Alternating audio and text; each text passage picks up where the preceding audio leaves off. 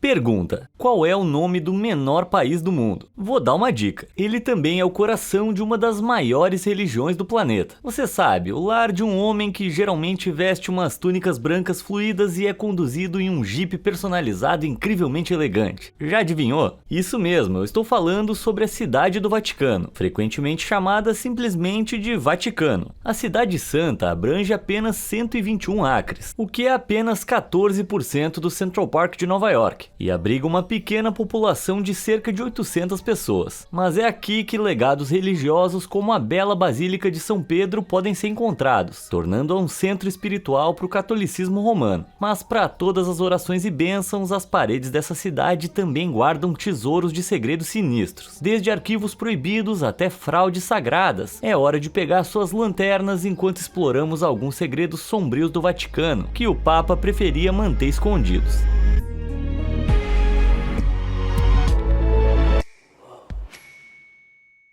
Objetos sagrados não identificados.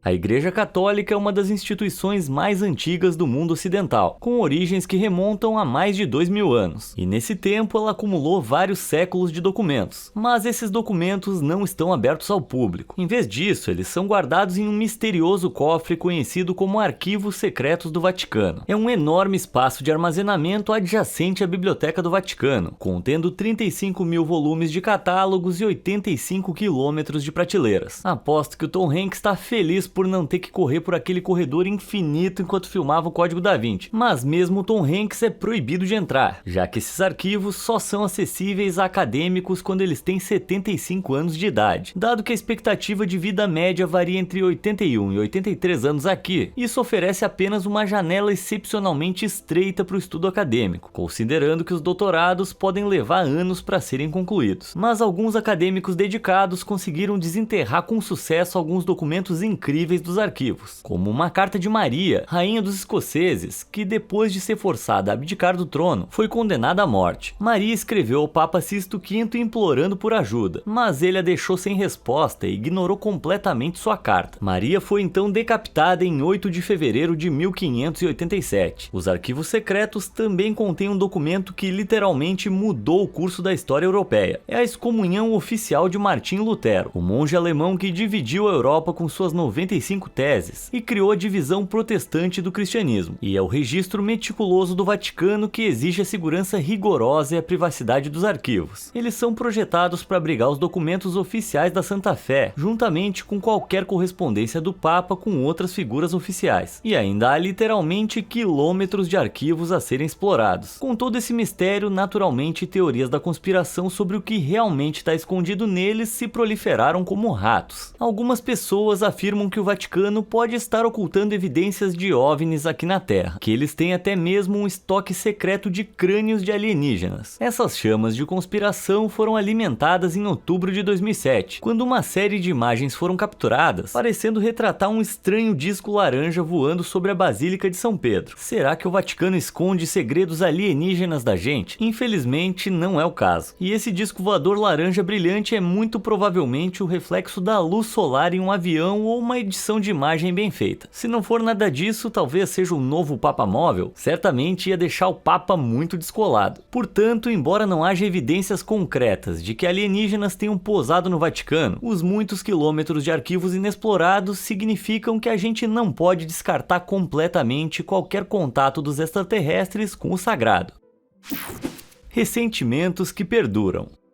Você provavelmente já ouviu histórias de pessoas que levam ressentimentos pro túmulo, certo? Bem, guardar toda essa raiva e ser enterrado com ela parece um desperdício de energia na minha opinião, mas é aí que o Vaticano difere. Acontece que o Vaticano já manteve ressentimentos que podem se estender para a vida após a morte. Sério, em uma batalha entre papas, o Papa Estevão VI colocou o corpo de seu predecessor, o Papa Formoso, em julgamento. Essa é uma história mórbida que a Igreja Católica preferia que você não soubesse, já que revela o passado muito violento do Vaticano. Essa acusação papal ficou conhecida como o Sínodo do Cadáver e aconteceu há mais de 1000 anos, em 897. O Papa Formoso havia sido enterrado apenas 7 meses antes, quando foi desenterrado de forma pouco cerimoniosa. Seu corpo foi então vestido com vestes eclesiásticas e colocado no trono papal para ser julgado. Cara, esse tribunal deve ter cheirado mal. E eu tô bem feliz por não ter sido convocado pro júri. Ciente de que os mortos não são exatamente eloquentes, um sacerdote foi nomeado para falar em nome do Papa Formoso. Mas você provavelmente está se perguntando por que diabos o Papa Estevão VI fez isso. A razão oficial é que o Papa Formoso foi acusado de violar a lei da igreja, pois havia servido como bispo de Roma enquanto ainda era bispo de outra diocese, que é uma área controlada por um bispo. Mas o motivo real para essa jogada de poder maluca era ainda mais louco. Era uma jogada política. Naquela época, o papado possuía um grande poder político. Apenas o Papa podia nomear o Sacro Imperador Romano, um dos cargos mais poderosos da Europa na época. O Sacro Imperador Romano governava o que conhecemos como Alemanha, Áustria, Suíça, bem como regiões da atual França e Itália. E a pessoa nomeada para ser imperador era algo amargamente disputado por facções rivais. O Papa Formoso apoiou pessoalmente Arnulfo da Caríntia, mas o candidato que ele foi obrigado a coroar como imperador foi Lambert, filho do Duque de Spoleto. A família Spoleto tinha influência incrível e mantinha laços fortes com o então cardeal Estevão. Mas então o Papa Formoso virou o jogo, convidando Arnulfo da Caríntia para invadir a Itália. Arnulfo depôs Lambert com sucesso, e o Papa Formoso não perdeu tempo em nomeá-lo como novo Sacro Imperador Romano. Essa traição amarga feriu o cardeal Estevão e a família Spoleto. E assim que o Papa Estevão VI chegou ao poder, eles não perderam tempo em se vingar ao colocar o corpo do Papa Formoso em julgamento. Ele foi considerado culpado de crimes contra a igreja e todos os seus atos como Papa foram declarados nulos e sem efeito. Depois disso, o corpo foi despojado de todas as suas ricas vestes, e até os 3 dedos que ele usava para abençoar foram cortados. Por fim, o corpo foi lançado no rio Tibre, o lugar onde jogavam qualquer coisa que se quisesse exilar permanentemente da sociedade. Mas a vingança mesquinha de Estevão também não durou muito. Apenas 1 ano e meio depois, ele foi preso e executado. Uau, quem diria que o papado poderia ser mais dramático do que Game of Thrones? É melhor o George Martin começar a tomar notas. Entre julgamento de papa zumbi e avistamento de alienígena no Vaticano, não sei o que é mais louco. E você? Se você acha que é o julgamento do papa zumbi, clique no botão de curtir. E para as relações entre alienígenas e o papa, clique em inscrever-se. Bora ver o que a gente tem a seguir. Exorcismo.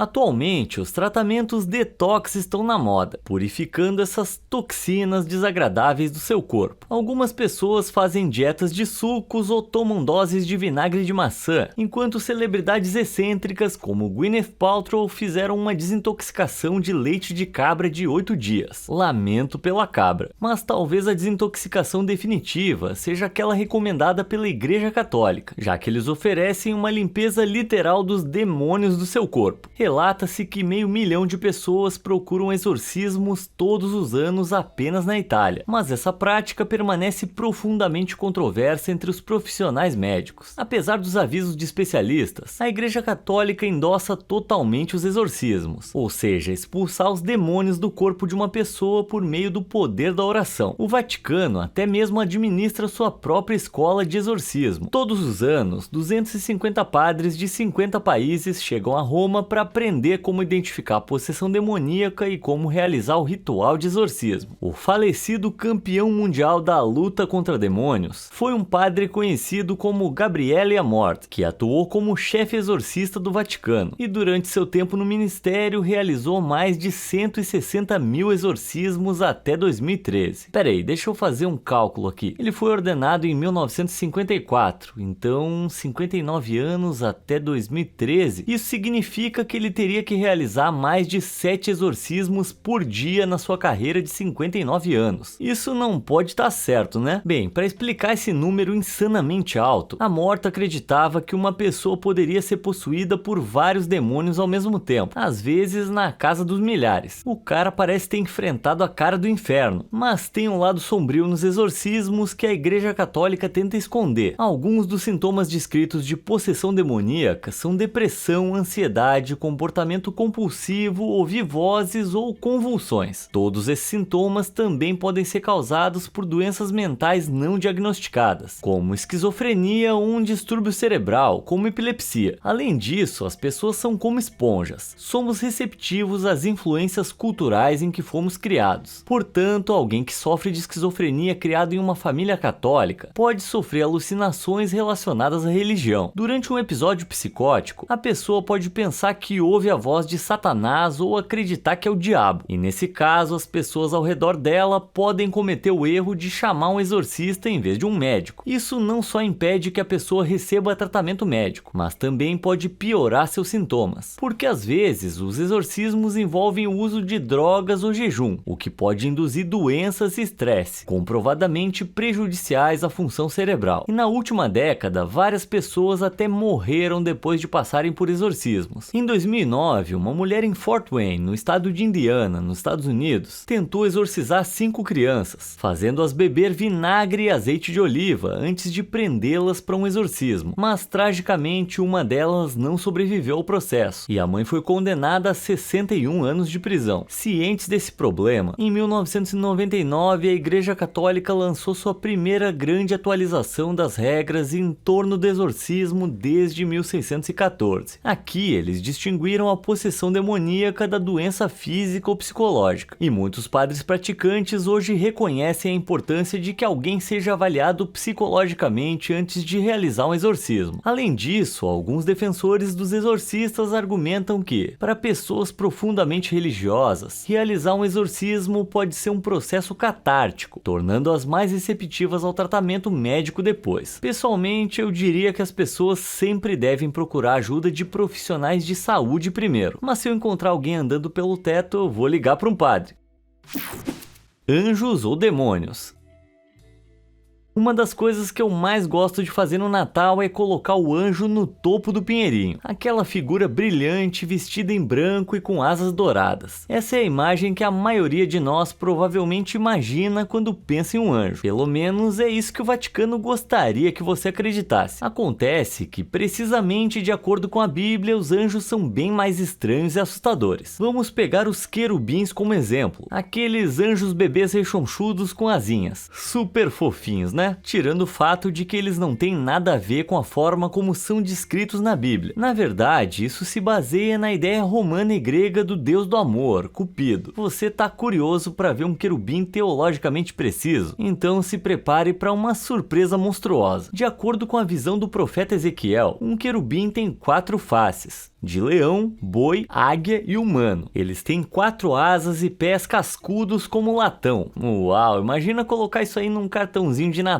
Outras descrições de anjos por Ezequiel incluem uma roda dentro de uma roda, cada uma das 4 rodas cheia de olhos ao redor. Agora faz muito mais sentido porque, quando o primeiro anjo apareceu a José, ele disse: "Não tenha medo", antes de incentivá-lo a tomar Maria como sua esposa. José deve ter sido um cara super de boa, porque eu acho que eu não ia gostar de receber conselhos de relacionamento de uma criatura saída direto de um pesadelo de Lovecraft. Somente nas escrituras posteriores de Daniel e Gênesis, os anjos são descritos como algo que parecia mais humano. Não é de se surpreender que a Igreja Católica tenha escolhido promover a aparência humana dos anjos em vez dessas versões infernais. Se você está se perguntando de onde vieram as ideias malucas do profeta Ezequiel, alguns estudiosos modernos acreditam que os primeiros cristãos podem ter sido influenciados por ervas e cogumelos psicoativos, o que, considerando os seres psicodélicos que estavam vendo, faz muito mais sentido. Mas qualquer ligação entre o cristianismo e influências psicoativas é outro segredo que o Vaticano prefere manter sob sigilo, já que eles mantiveram uma rígida política antidrogas por séculos. A única erva verde que o Papa aprova é o visco de Natal.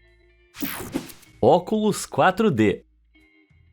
Se você pudesse escolher, ia preferir viajar no tempo pro futuro ou pro passado? Eu escolheria o passado. Dizem que olhar para trás traz muitos aprendizados. E certamente é verdade quando você tem os óculos de viagem no tempo do Vaticano. Esses óculos de viagem no tempo, também conhecidos como Chronovisor, são um dispositivo que pode ser o segredo mais bem guardado do Vaticano. Dizem que foi inventado na década de 1950 por uma equipe de cientistas italianos. Um deles foi o ganhador do prêmio Prêmio Nobel de Física Enrico Fermi, outro dos cientistas, conhecido como Pellegrino Ernetti, informou ao público sobre a existência do dispositivo. A descrição do próprio dispositivo é bem vaga, embora Ernetti tenha afirmado que é construído com 3 ligas preciosas, juntamente com vários catodos, mostradores e alavancas, com uma tela e um dispositivo de gravação. O Chronovisor foi engenhosamente projetado para funcionar como uma espécie de televisão de viagem no tempo, pois tem a capacidade de sintonizar eventos históricos e transmiti-los no presente. Ernetti descreveu assistir a discursos de Napoleão e peças realizadas na Roma Antiga. Ele afirma até mesmo ter comprovado a existência de Jesus Cristo ao transmitir sua crucificação. Para respaldar suas alegações, ele divulgou fotografias capturadas pelo dispositivo, como o rosto angustiado de Jesus na cruz. Isso é muito inacreditável, tão inacreditável que provavelmente é falso. Vamos analisar os motivos pelos quais muitos são céticos em relação às alegações de Ernetti sobre um dispositivo Chronovisor. Em primeiro lugar, o físico ganhador do Prêmio Nobel, Enrico Fermi, só foi vinculado ao projeto em 1992, décadas após sua morte em 1954. E mesmo que Pellegrino Ernetti também fosse um cientista, ele mais tarde se tornou um monge beneditino. Ainda mais suspeito, esse mecanismo de viagem no tempo se assemelha muito a um dispositivo do livro de ficção científica de T.L. Sherrod, E for Effort, um romance publicado em 1947, logo antes da suposta invenção do Chronovisor na década de 1950. Em sua história, Sherrod descreve detalhadamente um dispositivo de visualização do tempo que projeta imagens do passado. Parece familiar? Bem, o romance E for Effort foi reimpresso muitas vezes, mas a máquina Chronovisor nunca foi encontrada. Em vez disso, Ernetti afirmou que desmontou o dispositivo para mantê-lo longe das mãos do mal. Uma desculpa bem conveniente. Mas e a evidência fotográfica de Jesus na cruz? Bem, alguns jornalistas investigaram e descobriram que essa imagem de Jesus, na verdade, é uma imagem invertida de um cartão postal de uma estátua de Cristo na igreja Santuário dell'Amore Misericordioso na Itália. Lado a lado, eles se parecem inegavelmente similares, né? Além disso, se uma prova definitiva da crucificação de Jesus realmente existisse, a divulgação de todo esse material seria uma vitória definitiva para a Igreja Católica, com o aumento de mais e mais pessoas se identificando como ateístas, agnósticas ou de outra forma não religiosas. A Igreja Católica pode estar caindo em desgraça. Uma prova incontestável de Jesus Cristo seria uma maneira certeira para o Vaticano conquistar ainda mais seguidores devotos. Mas Ernetti nunca divulgou esse material, sem dúvida porque ele nunca existiu em primeiro lugar. No geral, parece que o Chronovisor é uma farsa total. Mas se fosse real, que eventos históricos do passado você gostaria de assistir? Me conta aí nos comentários.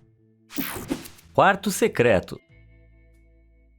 Nos tempos modernos, com a Cardi B lançando músicas como WAP e a Gwyneth Paltrow vendendo uma vela que cheira as suas partes, o tema de relações íntimas está se tornando cada vez menos tabu. Ainda não é o suficiente para o algoritmo do YouTube, mas estamos trabalhando nisso. Mas há uma instituição que permanece firmemente pudica. A Igreja Católica é ferozmente conservadora. Não permite tais relações antes do casamento ou qualquer meio de contracepção artificial. Além disso, todos os padres católicos romanos são obrigados a permanecer celibatários e nunca se casar. Isso é seguir o exemplo de Jesus Cristo ao ser casado com a igreja. Mas acontece que por trás dessa fronteira estreita, o Vaticano tem os seus próprios segredos lascivos. O Papa pode preferir usar branco, mas escondida em seus escritórios está uma sala que vai fazer com que todo mundo fique vermelho. Tudo começou em 1516, quando o artista renascentista Rafael foi contratado para decorar um banheiro nos apartamentos papais do cardeal Bibbiena. E ao contrário de outros homens santos, o cardeal Bibbiena brincou com a ideia de pureza, fascinado pelas imagens pagãs atrevidas desenterradas nas antigas ruínas romanas. Então ele chamou Rafael para transformar seu banheiro de um espaço completamente limpo em uma vitrine suja. Os painéis foram pintados com retratos de Vênus nua, a deusa do amor, e de Cupido, o deus do desejo, acompanhado por ninfas nuas sendo espionadas por sátiros lascivos, criaturas que eram metade homem, metade cabra. E ao contrário da Barbie e do Ken, todas as pinturas tinham anatomia totalmente intacta. Ficou conhecida como Stufetta della Bibbiena, Bibbiena, ou a pequena sala aquecida do cardeal Bibbiena. E nem Deus quer saber o que ele fez lá dentro. Não é de se surpreender que o resto do Vaticano detestasse a obra de arte e tenha feito inúmeras tentativas de censurá-la ou apagá-la. A certa altura, o quarto foi transformado em cozinha, mas sem dúvida a visão do sátiro afastou as pessoas da comida, e por isso a sala foi abandonada mais uma vez, até que finalmente um especialista em arte católica redescobriu as pinturas em meados do século XIX e as preservou como parte do legado de Rafael. Mas até hoje o acesso permanece restrito, com o Vaticano a esconder o seu passado perverso, e depois de 1870 essa seção do palácio foi transformada na residência do Papa. O antigo quarto do cardeal Bibbiena é usado agora para reuniões diplomáticas oficiais com chefes de estado visitantes. Mal sabem esses políticos quais imagens de nudez estão escondidas na sala do lado. Então, embora a Igreja Católica goste de pregar pureza, quem sabe o que o Papa faz nessa sala de descanso entre as reuniões? Gangsters do Evangelho. Quem já foi à missa no domingo lembra de ter visto aquele prato da coleta passando. Talvez até tenha contribuído com alguma quantia, afinal tá indo para uma boa causa. Ou pelo menos é o que você pensa até ver o padre da sua paróquia acelerando pela estrada com uma Ferrari. Incrivelmente foi exatamente isso que aconteceu com os pobres habitantes da Filadélfia em 1979. Esse esquema de fraude financeira foi conduzida por uma ordem de monges que operavam um santuário da padroeira polonesa, a Nossa Senhora de Częstochowa, também conhecida como a Virgem Negra, ou Maria Protetora da Polônia. Eles arrecadaram um total de $250 mil em doações de pedidos na missa, mas em vez de gastar o dinheiro em boas causas, os monges fizeram compras insanas. Além disso, eles conseguiram mais de $400 mil em doações destinadas à construção de placas memoriais de bronze para o santuário, mas os fundos foram desviados e gastos em carros esportivos. E a ganância dos monges não parou por aí. Eles até mexeram no fundo do cemitério da ordem, que é um requisito legal para manutenção perpétua de sepulturas e memoriais. Mas os monges gastaram ilegalmente uma quantia de $64 mil. Em menos de uma década, os monges gastaram mais de $20 milhões em bens de luxo e financiando o que foi descrito como estilos de vida caóticos. Em certo momento, os monges corruptos foram descobertos, e o Vaticano ordenou que eles entregassem suas televisões, aparelhos de som, carros e cartões de crédito. Em resposta, metade dos monges deixou a ordem. Uma crise de fé que ocorreu convenientemente assim que esse dinheiro de farra foi cortado. Para esconder o escândalo, o Papa João Paulo II usou o poder do Vaticano para pagar mais de $5 milhões em dinheiro para silenciar os monges e evitar que fossem processados ou acusados. Mas esse esquema de lavagem de dinheiro é apenas a ponta do iceberg, já que o próprio Banco do Vaticano foi pego em flagrante em esquemas de lavagem de dinheiro. Em 2018, os promotores acusaram o ex-presidente do Banco do Vaticano, Angelo Caloia, e seu advogado, Gabriele Liuzzo, de desviar $62 milhões por meio de um esquema imobiliário operado entre 2001 e 2008. Eles foram condenados a 8 e 5 anos de prisão, respectivamente. Para uma instituição baseada em fé e moralidade, há com certeza muita corrupção. Então, como é que as finanças do Vaticano caíram tão longe da graça? Bem, os esquemas de ganhar dinheiro da igreja remontam à Idade Média. Pode-se dizer que eles foram os traders originais de criptomoedas, já que vendiam indulgências, ou seja, perdões para pecados em troca de dinheiro. Esse esquema de ganhar dinheiro se tornou tão comercializado que acabou levando à revolta protestante liderada por Martinho Lutero em 1517. Mas o Vaticano continuou se financiando por meio de indulgências e doações de benfeitores ricos. Mas padres não são os melhores contadores, e o Vaticano se encontrou à beira da falência várias vezes. E assim, em 1929, o Papa Pio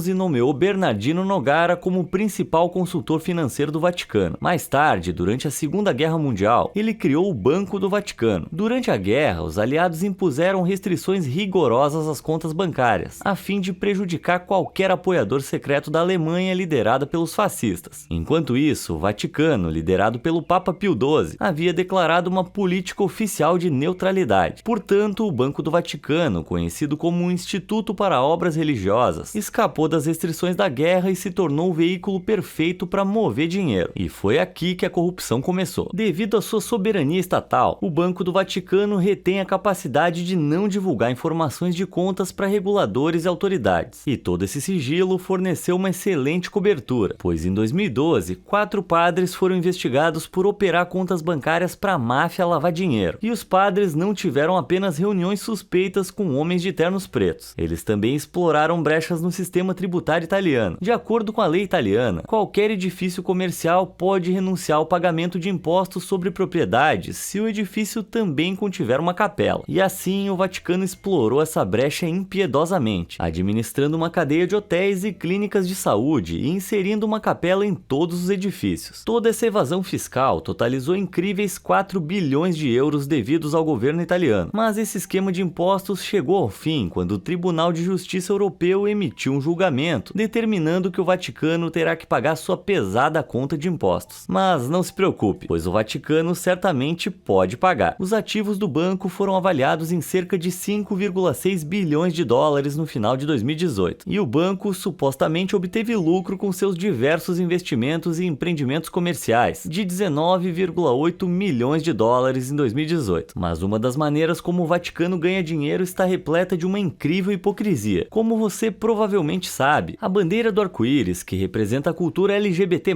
está voando alto e cheia de orgulho nos dias de hoje, com 34 países legalizando o casamento gay. Mas a Igreja Católica ainda considera o casamento entre pessoas do mesmo sexo como um pecado. Eles afirmam que o casamento, conforme planejado por Deus, só pode ocorrer entre um homem e uma mulher, e desafiar a vontade de Deus é um pecado. Por isso, eles não apoiam relacionamentos entre pessoas do mesmo sexo. Só que parece que essa política oficial é só uma decisão superficial, já que o Vaticano, na verdade, lucrou com a mídia LGBT+, ao investir $1 milhão no brilhante filme biográfico de Elton John, Rocketman. Foi o primeiro grande sucesso de Hollywood a conter uma cena completa de amor entre 2 homens gays. O Vaticano, então, lucrou muito com o sucesso de bilheteria de $195 milhões do filme. Isso prova mais uma vez que a ganância do Vaticano veio antes da sua doutrina religiosa. Embora a corrupção financeira do Vaticano possa finalmente ser esclarecida pelo Papa Francisco, que prometeu erradicar o problema, mas até ele admite que tem dúvidas se os problemas de corrupção de séculos podem ser resolvidos. Fica bem claro que o Banco do Vaticano tem mais pecadores do que santos.